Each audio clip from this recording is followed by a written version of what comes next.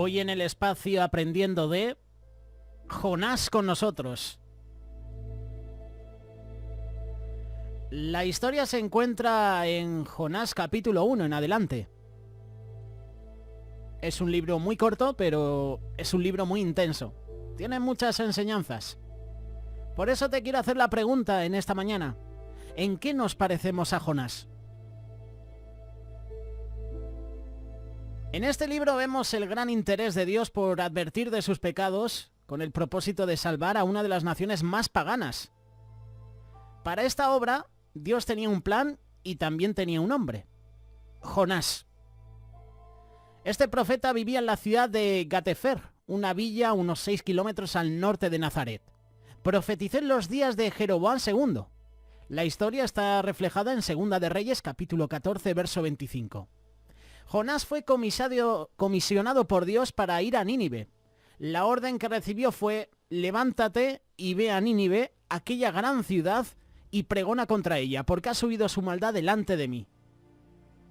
Pero en lugar de obedecer a Dios, Jonás decide huir. Jonás significa paloma. Por lo que vemos, no era una de las palomas mensajeras. Lo primero que Dios le dice es llevar un mensaje a una ciudad para que se arrepienta, y no hizo, desobedeció. Así que de paloma mensajera no le pega eso a Jonás. Hoy, como en los días de Jonás, Dios tiene un plan para salvar al mundo. Tiene un mensaje redentor que todo el mundo debe oír. Son las buenas nuevas, es el Evangelio. Y todo cristiano tiene un importante lugar. Somos mensajeros del plan de Dios. La orden que tenemos es ir por todo el mundo y predicar el Evangelio a toda criatura. El que creyere y fuere bautizado será salvo, mas el que no creyere será condenado. Somos el pueblo adquirido por Dios. Somos el pueblo, y nosotros como pueblo debemos anunciar las virtudes de aquel que nos llamó de las tinieblas a la luz admirable. Estamos en la misma condición de Jonás. Por eso te hago la pregunta, y me hago yo la pregunta: ¿cuál es nuestra actitud? ¿Nos parecemos a Jonás? Podríamos hacernos una comparación con este personaje. A Jonás el juicio que vendría sobre la gran ciudad de Nínive no le preocupó en absoluto. No le preocupó que miles de personas perdieran la vida. ¿Nos preocupa a nosotros el estado perdido de nuestros familiares, de nuestros amigos, de nuestros vecinos? ¿Qué estamos haciendo para advertirles de su condición sin Dios? Jonás estaba dispuesto a servir a Dios, pero no en labores tan complicadas. No en labores como predicar el Evangelio a un pueblo pagano. De hecho, el pueblo asirio era uno de los pueblos que más perseguían a los cristianos, que más perseguía a Israel. Y lo hemos vivido durante años y años. Persecución a los judíos, persecución a los cristianos, persecución a los israelitas. Esto no es nuevo. Hace unos días se conmemoraba el Holocausto, ¿no? Ese homenaje a las víctimas. El pueblo de Asiria también era un perseguidor del pueblo de Israel. Ahora podemos entender por qué Jonás no quiso ir a predicar a este pueblo, a Nínive. Podría ser uno de sus motivos. Señor, ¿cómo voy a predicar a este pueblo si nos están persiguiendo, si matan a tu pueblo? Jonás estaba dispuesto a servir a Dios, pero no en esa labor tan complicada, por eso huyó. ¿Estamos más preocupados por nuestra comodidad que de las almas perdidas? ¿Y sabes una cosa? Cristo murió por esas personas, por esas almas. ¿Qué esfuerzo hacemos para cumplir las órdenes de nuestro Señor? Jonás no estaba dispuesto a sacrificar la comodidad. ¿Ir a Nínive y pregonar que serían condenados por sus pecados? ¿Decirles que se arrepintieran? ¿Qué va, hombre? Eso es peligroso, me pueden matar. Es cómodo tomar la Biblia e ir a los servicios en la iglesia cada domingo, o los jueves o los miércoles. Pero eso de acompañar a los hermanos a evangelizar, decir a los amigos y a los familiares que están perdidos, eso es más complicado, ¿verdad? Evangelizar incluso a tus compañeros del instituto o de la universidad, a tu compañero de trabajo, eso es lo difícil. Eso es muy complicado. Otra de las comparaciones de Jonás. Mientras Jonás dormía, los paganos estaban de rodillas rogando a sus dioses. Jonás capítulo 1, verso 6.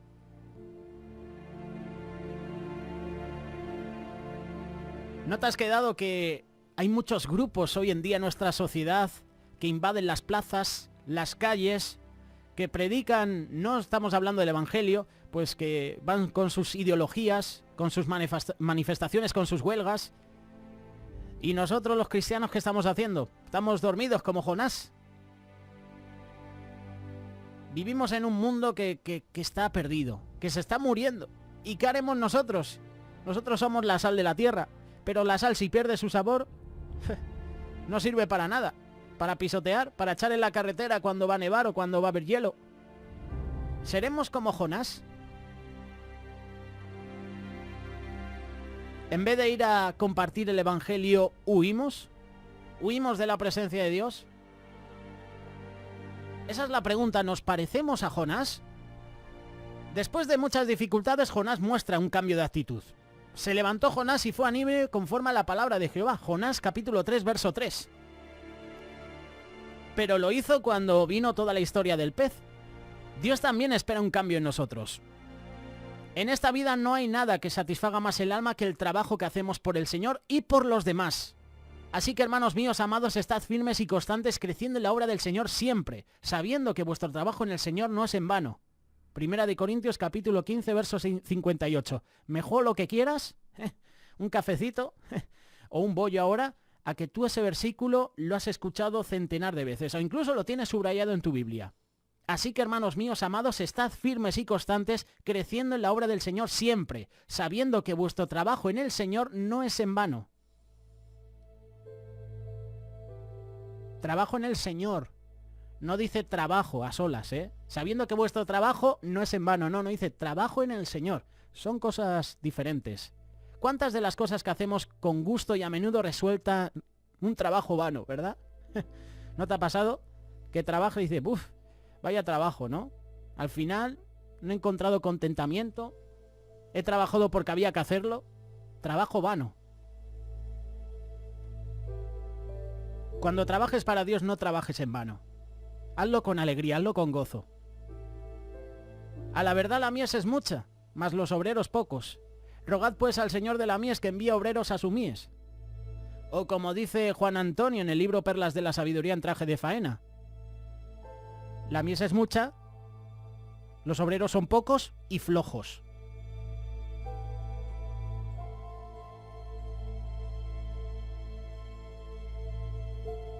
Hay que reconocer que el Señor da una nueva oportunidad a Jonás. Y es una oportunidad extraña. Un monstruo marino, el gran terror de los judíos, contra todo pronóstico, no acaba con la vida del profeta, sino que está al servicio de la providencia de Dios y se transforma en un refugio protector. Traga al profeta rebelde y lo aloja en su cuerpo sin digerirlo durante 3 días. El vientre de este pez marino representa sin ninguna duda el Seol. Tú ponte en escena. Imagínate el cuadro. Jonás dentro del vientre de este pez marino. Desagradable, ¿no? Viscoso, maloliente, todo oscuro. Ese sitio es similar a donde van a ir esas personas que no van a reconocer al Señor como Salvador. Al Seol, al infierno. Es algo así como los espectros que aparecen en la famosa trilogía del Señor de los Anillos. Pero ¿sabes una cosa? Este no va a ser el sepulcro que va a acoger a Jonás. Todo lo contrario, es el lugar donde surge de nuevo la vida, porque el profeta reconoce su mal y agradece a Dios su ayuda.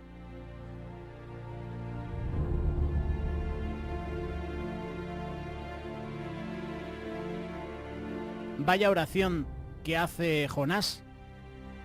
Hay que reconocer que Jonás aprovecha muy bien el tiempo.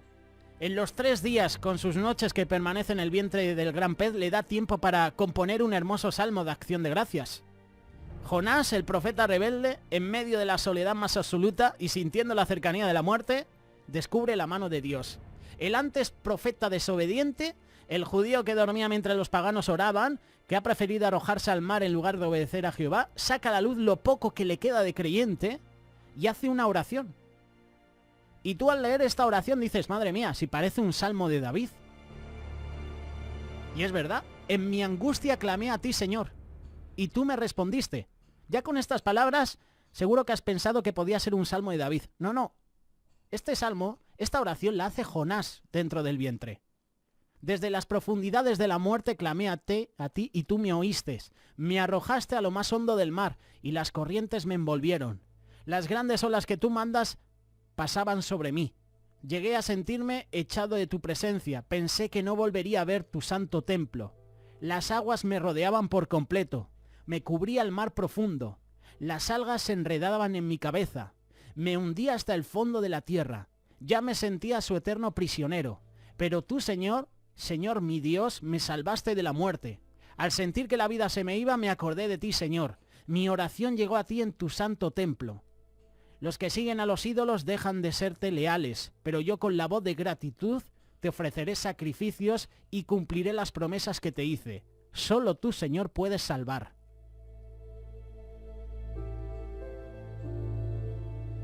Vaya oración. Jonás aquí está recordando los peligros, las angustias vividas. Y lo profundo es una expresión hebrea para referirse a la profundidad del mar, el cual donde habitan los monstruos marinos.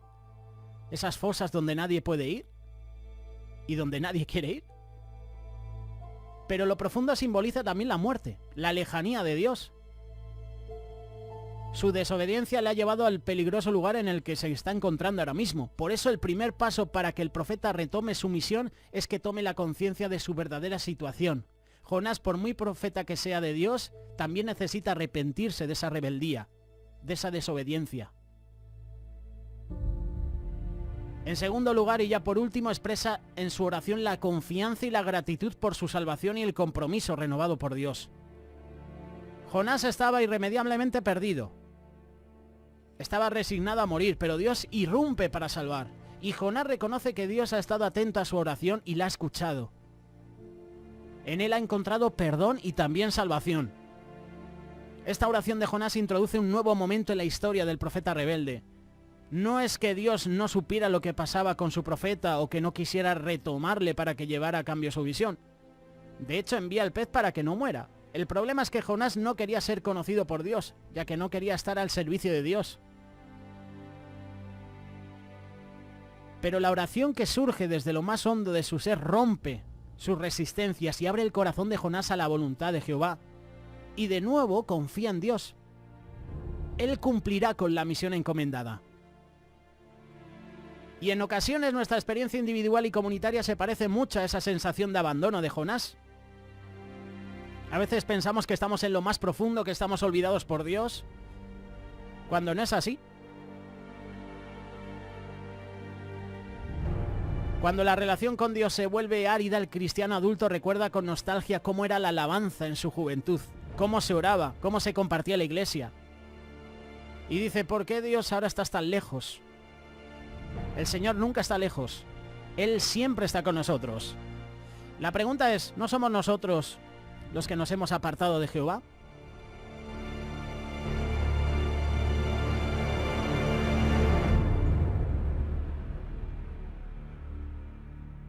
Radio Solidaria, una radio comprometida.